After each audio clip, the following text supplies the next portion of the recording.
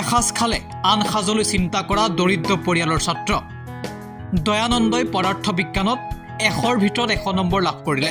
চাহ বাগানত হাজিৰা কাম কৰি পৰিয়াল পোহপাল দিয়ে পিতৃয়ে। কোনো অত্যাধুনিক সা সুবিধাৰ অবিহনে ৰাজ্যৰ ভিতৰতে পদাৰ্থ বিজ্ঞানত সৰ্বাধিক নম্বৰ পালে দৰিদ্ৰ পৰিয়ালৰ মেধাৱী ছাত্ৰ দয়ানন্দই। পিছে এইগৰাকী দয়ানন্দৰ সফলতাৰ আঁৰত আছে RD senior secondary school. RD senior secondary স্কুলৰ পৰাই শিক্ষাৰ্থীৰে উচ্চতৰ মাধ্যমিক চূড়ান্ত বৰ্ষৰ পৰীক্ষাত উত্তীৰ্ণ হৈছে দয়ানন্দ কৰ্মী। ডিব্ৰুগড় জিলাৰ ডিকমৰ চাহ জনজাতিক প্ৰতিনিধিত্ব কৰা দয়ানন্দ কৰ্মী এগৰাকী মেধাৱী ছাত্ৰ। হাইস্কুল শিক্ষান্ত পৰীক্ষাতেই শিক্ষাৰ্থীৰে উত্তীৰ্ণ হৈছিল দয়ানন্দই। কিন্তু সেই সময়ত দয়ানন্দক পঢ়ুৱাব পৰা পৰিৱেশ নাছিল তেওঁলোকৰ ঘৰত। দয়ানন্দক কলেজত নামভৰ্তি কৰিবলৈ চিন্তাত পৰিছিল তেওঁৰ পিতৃ। কোনোমতে দিন হাজিৰা কৰি পৰিয়াল পোহপাল দিয়া ঘৰখনত দয়ানন্দৰ উচ্চ শিক্ষাক লৈ সকলো অস্বস্তিত পৰিছিল। আৰু সেই সময়তে আগবাঢ়ি আহিছিল উজনি অসমৰ আগশাৰী শিক্ষা প্ৰতিষ্ঠান RD ছিনিয়ৰ ছেকেণ্ডাৰী স্কুল।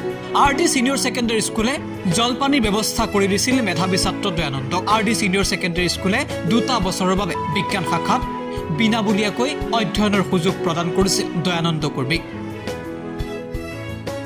আৰু RD ছিনিয়ৰ ছেকেণ্ডাৰী স্কুল কৰ্তৃপক্ষৰ মহানুভৱতাৰ বাবেই বিজ্ঞান শাখাত 2টা বছৰৰ বাবে বিনামূলীয়াকৈ অধ্যয়নৰ সুবিধা লাভ কৰিছিল এইগৰাকী মেধাৱী ছাত্ৰ দয়ানন্দই।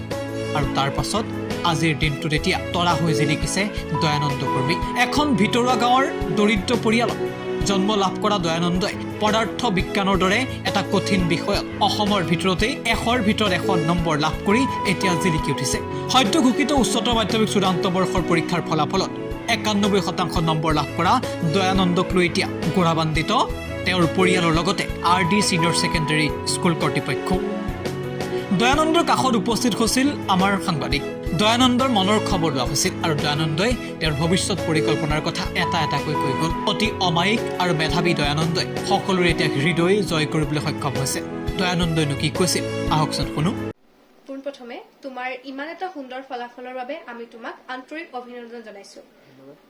আমি তোমাৰ পৰা জানিব বিচাৰিছো তুমি কোন বিদ্যালয়ৰ পৰা HSLC পৰীক্ষাত অৱতীৰ্ণ হৈছিলা আৰু কোন চনত? মই HSLC পৰীক্ষা ডিকম জাতীয় বিদ্যালয়ৰ পৰা অৱতীৰ্ণ হৈছিলোঁ আৰু সেই চনটো আছিলে 2022 চন।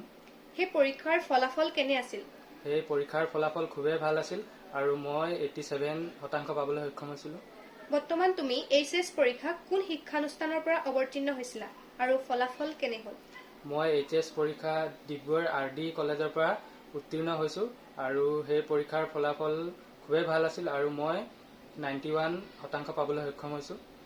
তুমি কোন বিষয়ত সৰ্বাধিক নম্বৰ লাভ কৰিলা?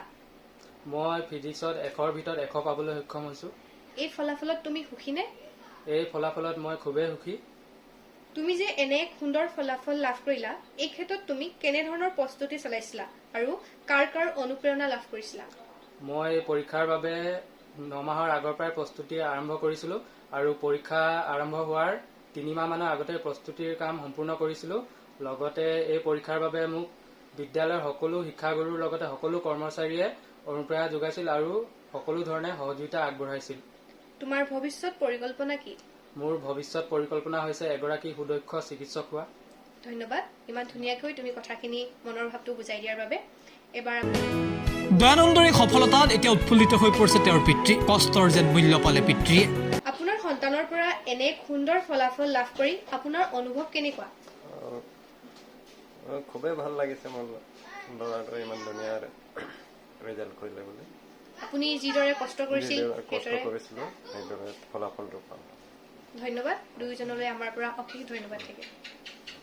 আৰু এইগৰাকী দয়ানন্দলৈ আমিও জনাইছো অলেখ শুভকামনা। ভিডিঅ' ৰিপৰ্ট এনি টক্স।